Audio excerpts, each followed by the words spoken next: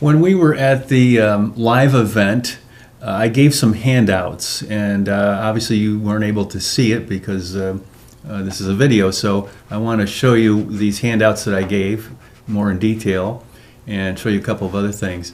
Now this is the one where I titled this, How Much Should You Save? And I'm trying to make this very simple.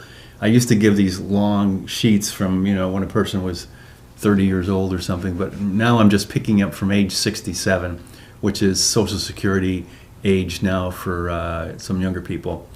So if you had a household income of, let's say, $50,000, and you paid your taxes and you saved some money, you might end up with $35,000 gone. So in other words, you spent $35,000. Let's say if you made $50,000, you paid $10,000 in taxes and you saved $5,000, which most people don't, but if you did, that would leave you with $35,000 that has been spent. So that's the expenses. That's where I got that.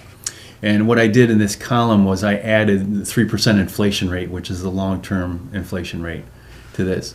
And this is the Social Security. An average Social Security check right now is about $15,000. And again, I just increased it by 3% after that. So if this 67-year-old person spent $35,000, that's their expenses. If they don't have a company pension, if all they have coming in is Social Security plus investments, I have investments here, but we'll get to that in a minute. If you take away or add the Social Security of $15,000, $35,000 less than $15,000 means that they're short by $20,000. Again, just to go over that, they get $15,000 coming in with Social Security, but they're spending $35,000 means they're short $20,000. So they're going to have to make it up with their investments.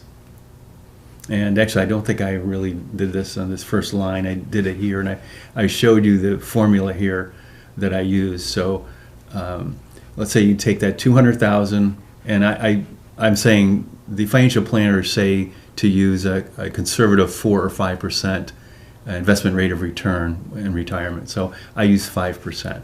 So if you take this $200,000 and you make 5%, that equals $210,000. And on the second line, we have a shortfall of $20,600. So there's $210,000 minus the $20,600 leaves $189,400. That's how I did this. And the same thing down here, I did a little calculation so you can figure it out. But the main upshot of this handout was that you can see the money quickly runs out. By age 78, 79, this person is out of money. And many people are going to live longer. And you certainly don't want to run out of money when you're 78, 79.